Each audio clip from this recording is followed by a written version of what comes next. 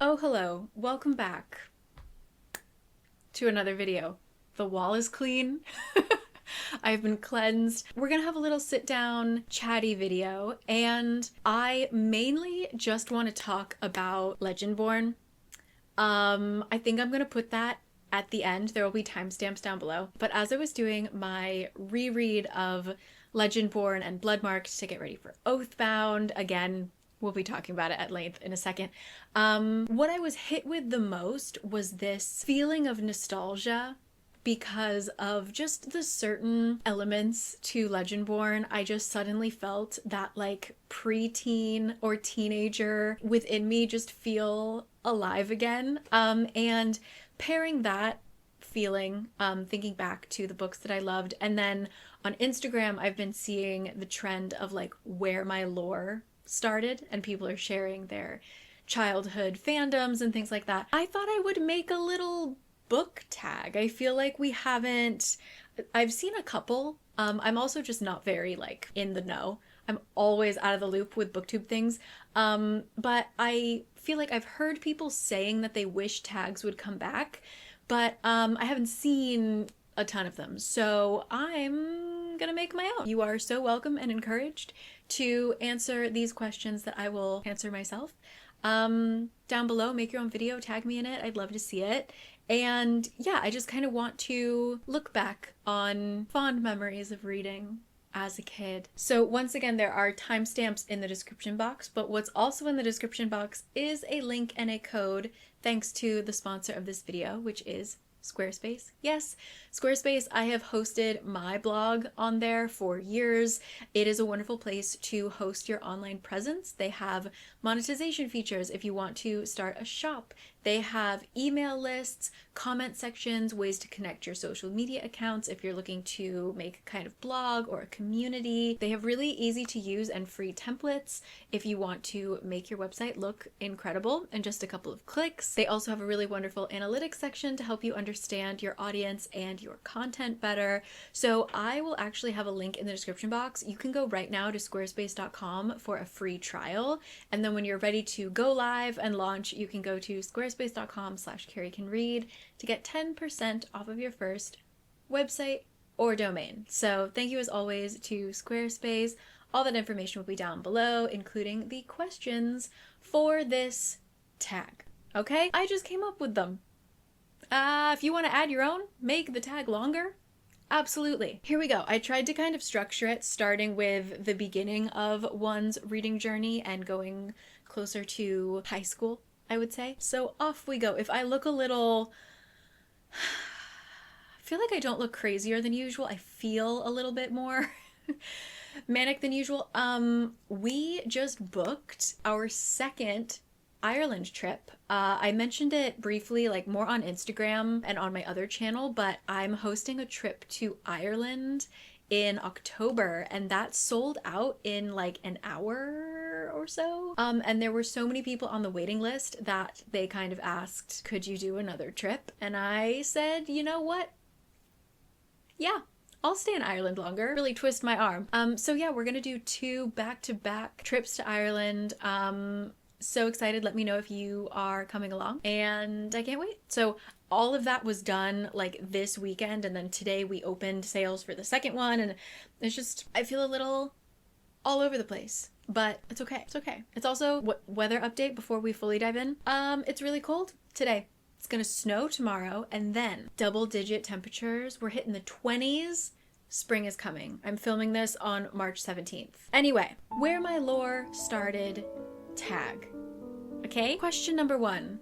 What is the first book you remember reading by yourself? So that's so difficult. I have very vivid memories. I don't know if I was actually reading the words, but I also have photos, so I think that helps. But I had these books about a Rottweiler named Carl. Like Carl goes shopping and Carl something. He was just like a guard dog kind of thing.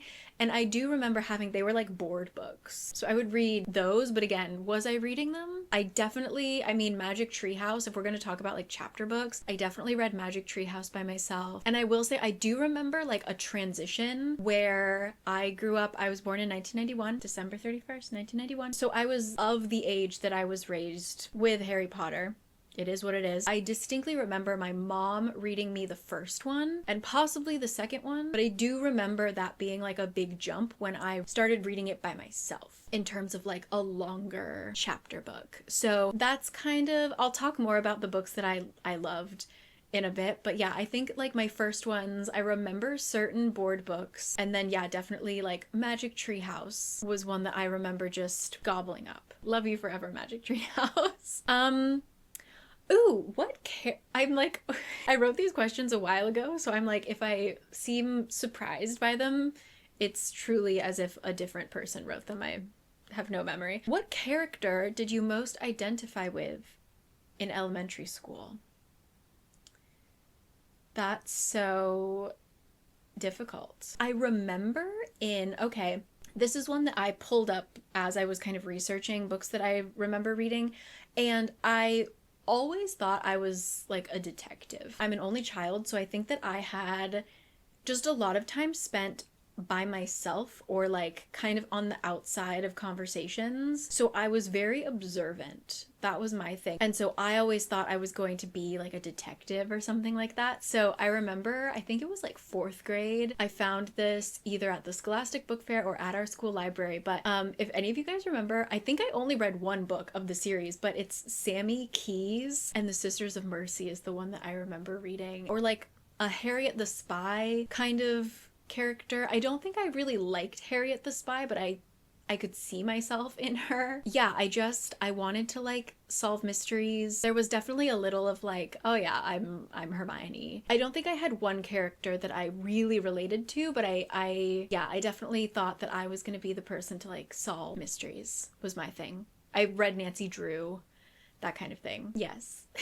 What was my elementary school comfort book? Ooh, I feel like elementary school encompasses so much growth from like what you read in kindergarten to what you read in 5th grade. That was my American Girl doll era, and I loved Josefina. And so the first book of, did she have multiple books? Anyway, the first book about Josefina, I ate that up, loved it. I think A Wrinkle in Time as well was a comfort book. Even I read it recently, I read it a couple years ago, and it still hit. Like the second I hear the name Meg, because I don't hear people named just Meg often, I immediately feel camaraderie. I'm like, oh, where are your brothers that cause so much trouble, you know? I think this was more middle school, but I remember I was dead set on reading all of the Chronicles of Narnia, but I kept kind of getting stuck in the middle. But I read The Magician's Nephew, the very first one, over and over again. And the only thing I remember about it is like a long walk in the snow. Anyway, that I loved. The Boxcar Children. Oh my God, there were so many. Again, I'm not sure if this was elementary school or not, but the series, oh, I just looked this up and it like, I don't remember a single thing about it, but I was looking for a different book and I found this, The Unicorns of Balinor. I saw these covers and I was just like, oh my God, how did I forget this huge chunk of my life? Yes, that, because I was trying to remember the name of The Little White Horse. Once again, don't remember a thing about this book, but I remember I owned it, and so I just read it over and over and over. What are the other ones I had open? The Thoroughbred series. Oh, the Egypt Game. Oh, okay. The Royal Diaries. Duh. Dear America. Ditto. Mainly the really traumatic ones like Titanic. Loved them. Inkheart. Yes. I'm not sure when I read The Thief Lord, but anything by Cornelia Funke, that is my book. Okay, if you loved Six of Crows, I hope childhood you also read The Thief Lord, because I feel like that was like a seed that was planted to prepare me for my Six of Crows obsession. I talked about this in another video where I talk about nostalgia, but The Doom Spell, it's a trilogy. I happened upon it in a bookstore when I was really little in England, and I've never seen it published in the US. Obsessed. It's very Chronicles of Narnia-esque. I remember reading that over and over and over. A book that I'm not sure I've ever finished, but I remember checking out from the elementary school library often was Redwall. Why do we have so many books about rats? I was raised in like the rat era. This was also the time of a series of unfortunate events. Very much was into that. I don't know if I ever finished it because I was reading as they were coming out. So I think I got to like, what's the one where there's a waterfall? I think I got to like 7. And I was like, I just can't take much more. And then finally, there's one that I've talked about before, and I really want to find it again. I don't know if I still have a copy, but it's called The Stone Circle. And it's about a girl whose mom passed away, and she and her father go back to Scotland where her mom is from, and they move into like this really haunted house. Yeah, I was very much into, if history and like the supernatural or like mythology were to touch, that was my sweet spot. Solving mysteries and kids getting zapped into magical situations, which we'll get into it, but it tracks for the rest of my life. Next question. Where or what was your safe space as a kid? So I'm asking this because for me, it was reading. Like that's where I felt coziest. I think like I just felt very at home in the library. I felt really confident there. Like when it came to reading, I felt like confident and safe and happy. So yeah, but I wonder, like, was it different for you as a kid? Like, was your like confident, safe space in sports? Was it in just the classroom in general? I did really like school. So yeah, I felt very safe and happy at school. Was it video games? Like, where did you feel like you went to as a kid to feel just like good? You know, mine was the library for sure. How has your taste in books changed since childhood? Not that much. I'm gonna be real. I still am a fantasy girl. I love a mystery. I'm trying to think how else it's really changed. And I think even as a kid, I would pick up weird things because my mom has so many books. And I remember we had a whole shelf of these like, it was a full collection of Shakespeare. Like on the weekends, I would just pick, I remember trying to read A Midsummer's Night Dream, and I would read it. Did I understand a damn thing? No. One day I read The Old Man and the Sea. Right over my head, you know? So I think literally I'm exactly the same. Like I'll pick up books. I'll pick up anything. I love anything and everything. As long as it has a little dash of magic to it, that's the best. But yeah, I haven't changed that much, to be honest. Okay, and then this is a question I have just because I'm personally interested and I want to know, which is why I'm asking people to tag me in their tags. Did you feel inspired to read by your school and your upbringing? And if yes, how were you encouraged to read? So my mom was a librarian, recently retired, but was a school librarian. So I was gonna be a reader. But my school, I was actually just thinking about this, and as I was writing this question, the name came to me. My school, we had something called Books and Beyond. At least I think that's what it was called. Books and Beyond, which was like you got a spreadsheet, printed out paper, spreadsheet that had like stars and stuff on top of it. And you would record your reading. And you could, like, how many minutes? So you would be like, I read The Lion, the Witch, and the Wardrobe for 15 minutes last night. And your parent would, like, sign it or initial it. Or I think I would sign it.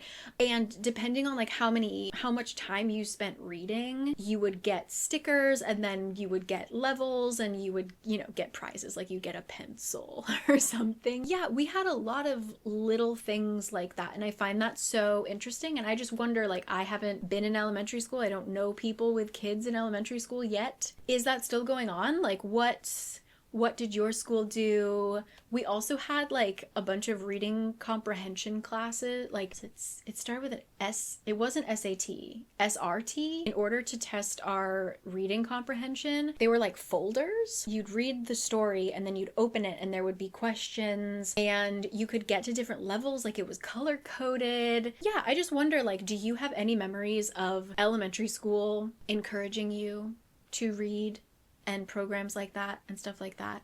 Just wondering what's going on now. I'm nosy. Books and Beyond. Loved Books and Beyond. Scholastic Book Fair. Loved. Okay. What book have you wanted to return to lately? I actually really want to do a reread of A Wrinkle in Time, Swiftly Tilting Planet, Wind in the Door, all of that. I did a semi-recent reread of A Wrinkle in Time and really loved it, so I'd like to kind of go back to all of it. What else? Okay, don't judge me. I went to a bookstore yesterday. What's today? Yeah, yesterday. Kurt needed to buy a book, so I was like, of course, I will tag along. And I went to the English section, and it's a used bookstore, and they had the full Twilight series. And just something about physically holding a Twilight book again, I was just like, damn. So tempted, because I'm not going to read that on an e-reader. No way. I was actually very tempted to do a Twilight reread.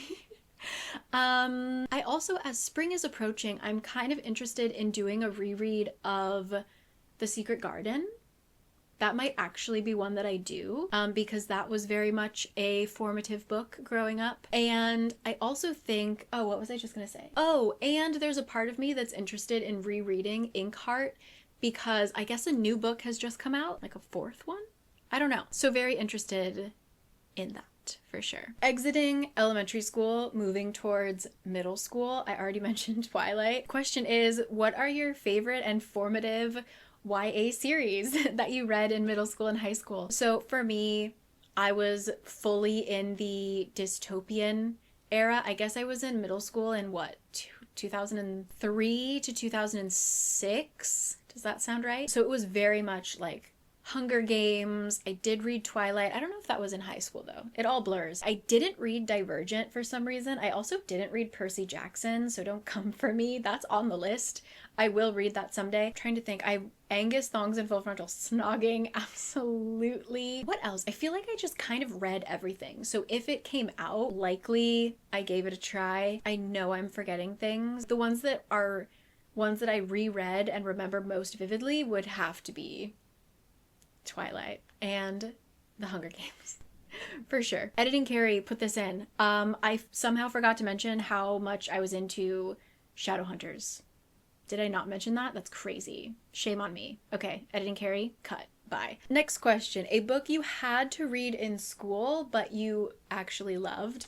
So I actually thought we did a pretty good job in terms of books that we had to read in school. Ones that I remember striking me pretty hard.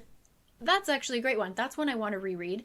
In 6th grade, as a class, we read The Hobbit, and I haven't reread it since. And so I just kind of wonder, it filled me with such an indescribable feeling. Do you ever get just like kind of tingles up your spine when you're like in a silent classroom and you can hear people, like we're group reading, and you can hear people like undoing their water bottle or flipping a page of a book, you know? Something about like the pages of books that are owned by the school, those like mass paper books that have been kind of like poorly handled. I don't know, I just get this like full body tingly feeling when I think about it, reading in class, and I just wonder, is that like wondrous feeling from The Hobbit? Because I found the story fun to follow in the classroom setting. If I read it by myself, would I feel the same tingle, for lack of a better word? I'm curious. So yeah, that's one I would like to reread for sure. In high school, I remember enjoying reading Train to Pakistan. I also had just a really good English teacher. Shout out to Mr. Sinjin. So for when we were covering Shakespeare, he just made it really fun. So I remember distinctly reading Othello and Romeo and Juliet, and we got to watch the Leonardo DiCaprio version in class, and it was just, formative, let's just say. I remember reading Antigone, and again, like enjoying the act of reading it in class, but if I were to have read it myself, I'm not sure how I would feel. I recently read an Antigone retelling, so there's that. I remember in my junior year, I loved The Crucible, and I believe that was also when we read The Scarlet Letter.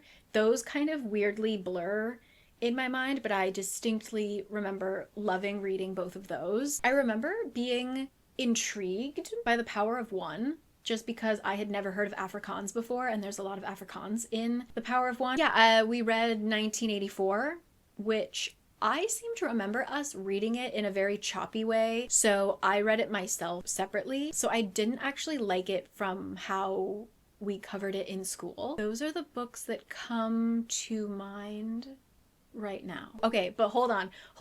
Let's rewind to elementary school. We had to read, I think this was because, so my third grade teacher was a surfer. Like, that's why he became a teacher, is because he wanted the summers off so he could go to Mexico and surf. So he's friends with like other surfers. He was friends with this guy named Ed Machado, who wrote a book called One Tree Island. Oh my god, it was like a survival story. These brother and sister get, I think it's just their brother and sister, maybe it's 3 kids, but they get washed up on this one tree island. How do they survive? We learn all about sharks and eels and machetes and stuff. And then he actually came into class with a coconut and we were allowed to use the machete. Something about that, I felt like we read that throughout the whole year. Like, that just felt like such, like, third grade was One Tree Island. I also really enjoyed reading, comfort book. Geez, I'm all over the place. Esperanza Rising. Loved that book. Sorry to be putting things everywhere. But another book, I think we read it in 4th grade. It was Island of the Blue Dolphins. We read a lot of island books. That was also when we started doing California history. Like, in 4th grade in the US, every state does their own state history. And so for California, most of our history was pre-colonial era. So we learned a lot about the Native Americans. I just remember loving learning that history, and Island of the Blue Dolphins was just like cherry on top. So, yeah. I wonder like what people are reading now. Okay, following up. What is your weirdest favorite book? I already mentioned how much I loved reading the Dear America Titanic stuff. Oh my god, we also had to read Patty Reed's Doll in 4th grade as well. We were learning about the Oregon Trail. So learning about the Donner Party and like cannibalism, maybe. You're Wrong About has a great podcast about the Donner Party, by the way. So I loved like gruesome things. I remember there was a chicken soup for the kid's soul, and there was a whole section on like death and dying. I loved reading gruesome stuff. And my favorite series that was weirdly one of my comfort series was Cirque du Freak. Yes, freaking loved Cirque du Freak. Oh my god, it's about a kid who becomes a vampire, and it's gross. And the person who turns him into a vampire has a weird pet tarantula. They are in like a traveling freak show, circus. Ooh yeah, that was mine for sure. What was yours? Last 2 questions. If your 13-year-old self could live in any fictional world, where would they live? And is it different than the world you would choose now? So I do think, just based on my upbringing as a child of the 90s, I will have to say 13-year-old me absolutely would have chosen Hogwarts. Different taste in your mouth now, but yeah, it was undeniably Hogwarts, or really just any like magical boarding school. I don't think we realized it then because of just how big Harry Potter was, but there are so many magical boarding school books, and I think that's really just what I wanted. I wanted to go to school and learn magic, have a wand, and you know what? I got one of those things. And I do actually use this for my job. Isn't that crazy? Anything with magic, but 13-year-old would have likely been there. Current me, if I had to go to a fictional, I don't know, man. I feel like that question makes me feel really old, because honestly, part of me is just like, no, thank you. Adventure like that sounds really tiring, and I'm just really happy here in my home. I also think as I grew up, I realized that there's so much magic in real life, and I'm just kind of too lazy to learn it. Like, my husband is a software developer. He can just make stuff out of numbers and letters. Like, he can type things and then things happen, you know, very similar to like the not too similar, but like, you know what I mean, the beginning of Blood Over Brighthaven. That's why I found that magic system so interesting, is because it was just, she was coding, you know? So stuff like that. Or like I actively avoided taking chemistry in school. Chemistry is a form of magic, you know? I feel like even if I were to go to Hogwarts, I would not love it. Now I would just be like, oh, this is really hard, and I wouldn't be really great at it. I don't know. Yeah, man. Every world's got its magic. Every world's got its problems. Sometimes the problems are worse because of magic. I'm like really good here. I feel pretty good here. Yeah. Such a boring answer. My 13-year-old self is just like, ugh, just so annoying. And last question, again, feel free if you have more interesting questions, tack them on. Make the tag longer. Last question for me is there a newly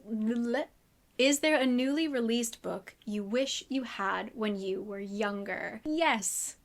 Thank you for asking. I have obviously just come off of finishing the 3rd of the 4th book. There's still one more book coming, but reading the most recently published book in Legendborn, I feel like middle school me, high school me, I would have eaten that up. I also think the work of like Andrew Joseph White and Aiden Thomas is like absolutely invaluable. Like I can't even imagine, I'm trying to think, in elementary school or middle school, we really didn't have any mainstream representation of like young trans people, young queer people in general. And so seeing so many of these great young adult books come out that have that representation is just so cool.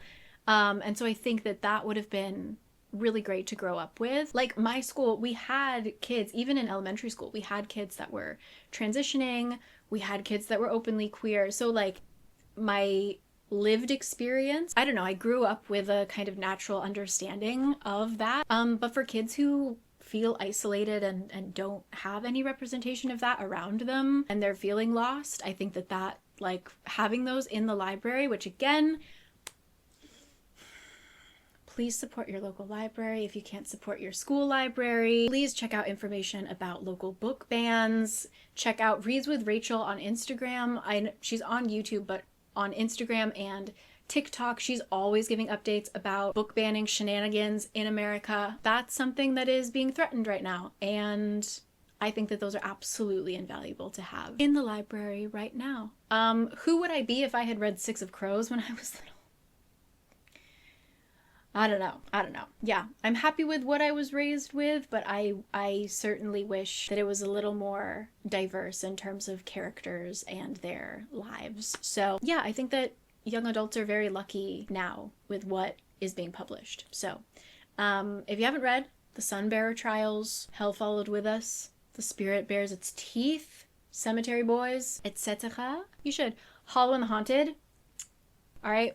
Yeah, those are my questions. I hope you enjoy the tag. Let me know. Please tag me. I don't really know how book tags work, so I'm just tagging all of you. If you're watching this, tag your it. Feel free to answer and add questions of your own. And I'm just excited to hear where we all came from, because I feel like BookTube is so fun, because even though we are kind of like in the same place now, I feel like a lot of us are from slightly different generations. And so like even if I'm 5 years older than you or younger than you, like I missed out on Warrior Cats. I never read Animorphs. There's just so many things that I'm missing that people just like a couple years above or below me, it like defined their lives. So I just love to see where people kind of started. So let me know. Thank you for watching my tag.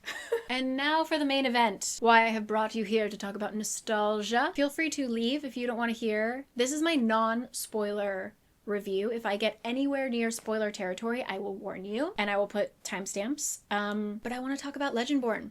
I need to talk about Legendborn, and I can't wait for my monthly reading wrap up. So speaking of books that I wish I had when I was younger, Legendborn just ticks every single box for things that I love. It has demon hunting, which, hello, shadow hunters. I mentioned this on Instagram, but if you are a shadow hunter's kid, if you were a shadow hunter kid at any point in your life, please try Legendborn. Like, I'm not kidding you.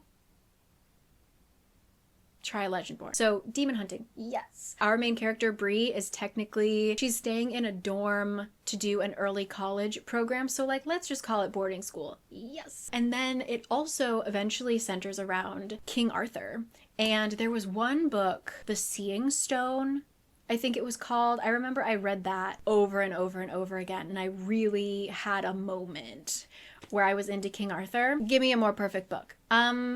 So let's talk about Legendborn. I haven't read too deeply into it because I'm not in the US, so I don't have access to bookstores in the US to like see it for myself, but there has been some scandal regarding the promotion of the Legendborn series. The third book just came out this month actually, and it didn't have the kind of promotion rollout that the #1 best-selling young adult book on the New York Times bestseller list should have. Every book event that Tracy has had has been like line out the door before the bookstore even opens, like sold out, chaos. People are really hyped for Legendborn, but it seems like it's not getting the attention it deserves, especially as what we saw with the Onyx Storm chaos, right? So this is me putting all of my energy. Read Legendborn, for the love of God, okay? It's just, really, really love it. So, non-spoiler, let me talk about Legendborn for like the millionth time. I feel like all I've done is talk about it for the past couple weeks, but here we are. I reread the first 2 books in order to prepare for the third one. If you would like, I highly recommend you just do the reread yourself because Tracy's writing is so great, and the way that it gets better, her writing, the growth as simply as an author, amazing to see. Like, ugh. So I do recommend you do an actual reread, even though that takes a lot of time. But if you are dead set on you just want to jump into Oathbound, I did do a quick like 20-minute plot summary for you. It's on my TikTok and my Instagram. I haven't done Bloodmarked yet just because that like took time. But yeah, you can, that's an option if you just want to skip the first one. Legendborn. I read this, I think, right when it came out in 2020. One of my first fantasies, like getting back into reading. And like I said, it just ticked every box and added so much more. We are following Bree Matthews, and the book starts with her losing her mom. Her mom was in a car accident, and that sort of split her life into 2 paths. She was kind of the before Bree and the after Bree. And so when she was just kind of like a normal girl, incredibly smart, incredibly driven, she's now a lot more angry and impulsive and self-destructive. And that version of Bree is now going off to an early college program. So she's living with her best friend, but like she's separated from her dad. She doesn't really have a lot of supervision, a lot of room for chaos to reign. Okay. The very first night at school, she is invited to a party that she goes to. Her best friend Alice, who is like planning on becoming president, like she wants to be a lawyer, rule follower. Alice does not want to go, but she's not going to leave Bree alone. So they go to this party, and somehow Bree gets separated from the group, and she witnesses a demon attack. And on top of that, she witnesses some college kids fighting these demons, and she's like, what the fuck is going on? When those same kids try to erase her memory of what happened, it doesn't work. And she realizes that this magic that they used on her feels eerily similar to the kind of weird feeling she had in the hospital room where she learned that her mother passed away. And she kind of brushed that off as grief initially, but now that she knows that perhaps it was magic, perhaps someone was trying to erase her memory, she starts to get really suspicious because she's always thought that her mom's death, there was just something so strange about it. And so we follow her as she tries to gain access to this secret society and learn about the magic to uncover the truth about her mom's death. I don't even want to go too far into it, but we learn that the secret society has strong ties to King Arthur. The magic system is so fun,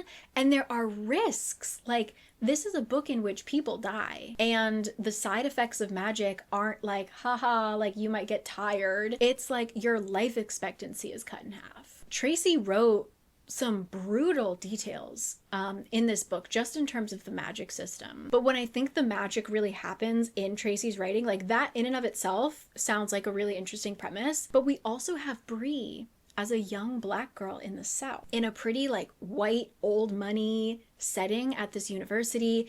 This secret society is very white old money. People who are in it become senators and celebrities and all of this stuff, and they're just not super excited about having a black girl in their ranks. And so Tracy writes this completely fantastical secret society, but it's so rooted in reality of this is what Bree, a real life girl, would experience in like the 2020s, just like living her everyday life. And we're introduced to another magic system that is more tied to her mother and ancestors, and I don't want to spoil too much, but there's just so much going on, but Tracy ties it together so naturally and just perfectly that I think that the first book of Legendborn is just right. Like it's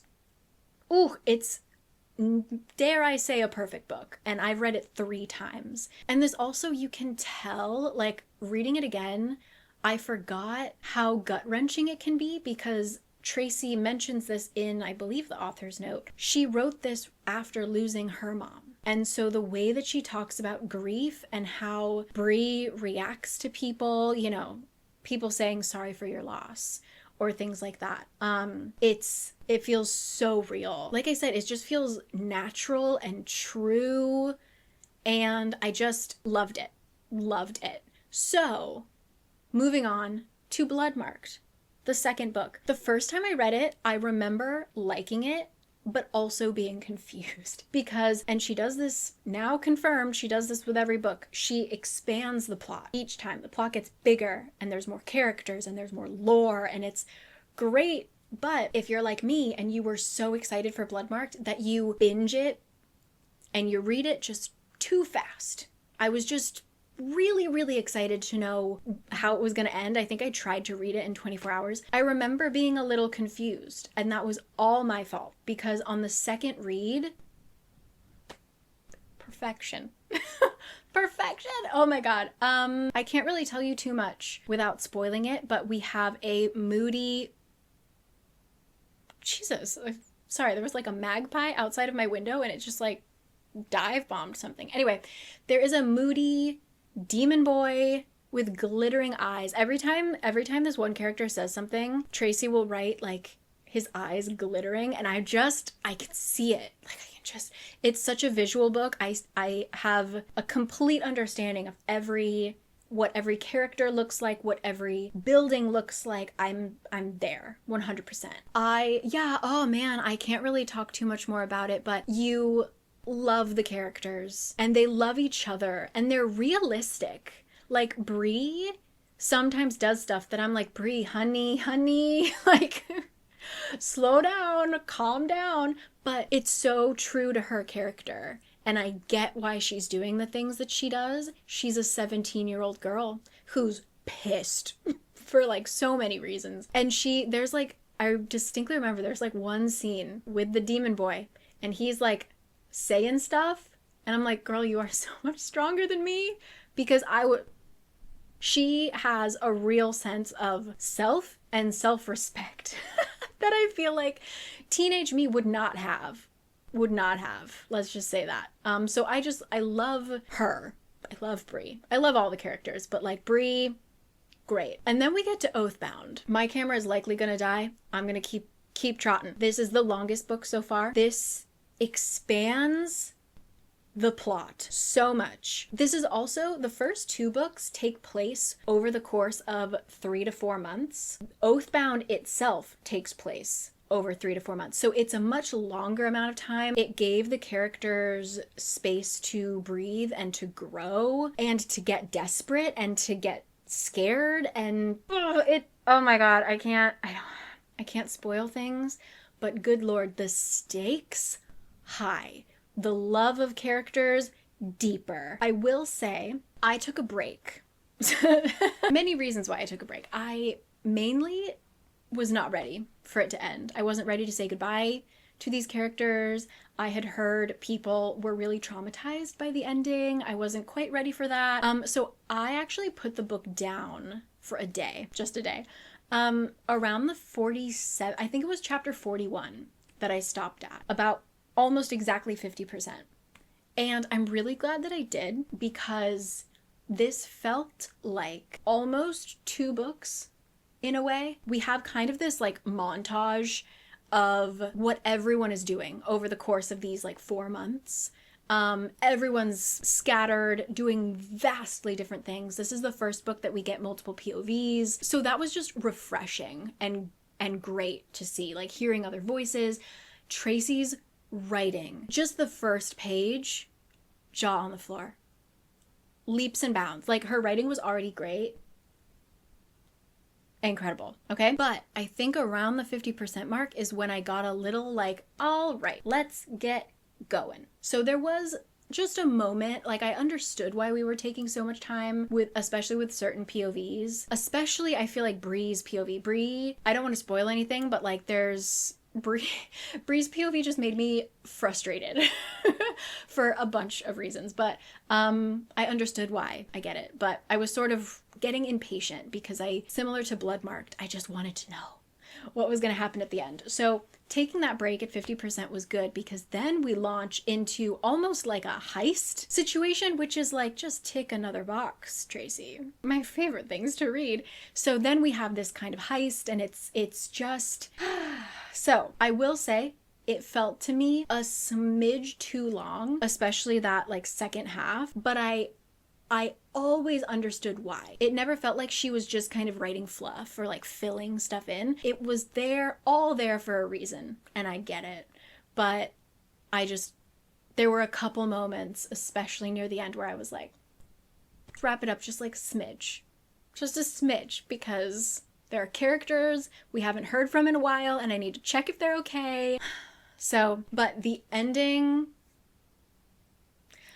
if people are worried about it being a cliffhanger, it is and isn't. Like, I think it ends where you will gasp, but it's not a cliffhanger. I didn't feel like mortally wounded by it. I was more just like, Tracy, what did you do? Yeah, so it's a cliffhanger that I can live with. And I don't really live well with cliffhangers, let's just say. So there will be a 4th book. Tracy has confirmed that it's gonna be 4 books. I don't trust anyone. I don't trust authors anymore. So allegedly there will be a 4th book. I'm so excited. It is so good, guys. And I'm surprised. I have people who commented on my Instagram being like, I haven't been interested in reading it because it's YA. The only thing I felt from it was I just felt nostalgic. I was like, God, this is what I loved in middle school and high school. But in terms of the characters, they act age appropriate, but they're mature for their age, I think. Yeah, I mean, I've read books that are YA, and you know, when I do my reviews, sometimes I'll be like, yeah, it felt like young YA, like on the young end. This felt older. This felt mature and just solid, and it would be interesting to people of all ages, I think. Yeah, man. Like, I've read adult, especially in the fantasy genre, I've read adult fantasy that feels younger and more like goofy than this. So if that's what when you think of YA, you're thinking of like young kids making rash decisions. I don't think so. I think that this touches on tough topics and handles them with a maturity that is kind of ageless. So yeah, I'm just begging you with my dying voice, please read Legendborn so that I can talk about it more. And I want to see Barnes & Noble overflowing. I want to see the whole store ready for the finale, okay? If I have to go there myself and decorate, let me know.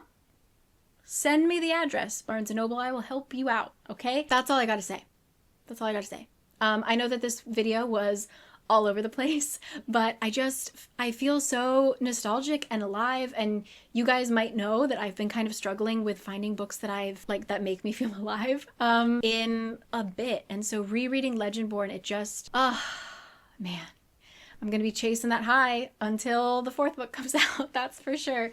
So yes, that's where I'm going to leave it. Let me know your thoughts down below. Do the tag. If you don't want to make a video, answer the questions in my comment section and I'll read them and I'll love it and it's wonderful. So I'm going to go now because I need to drink water. Hope you're doing well because I'm doing a lot better than before.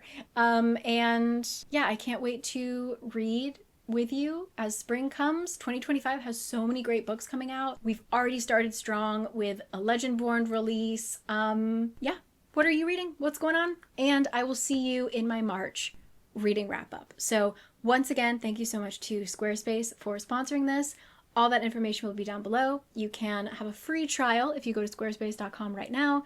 And then when you're ready to go live, squarespace.com/caricanread. Get 10% off your first website or domain. Maybe I should just make a whole website about my love of Legendborn. Anyway, I'll catch you when I catch you. And hope you're wearing green. It's St. Patrick's Day, so pinch yourself if you aren't, because I can't reach through the screen. Love to you always. All right?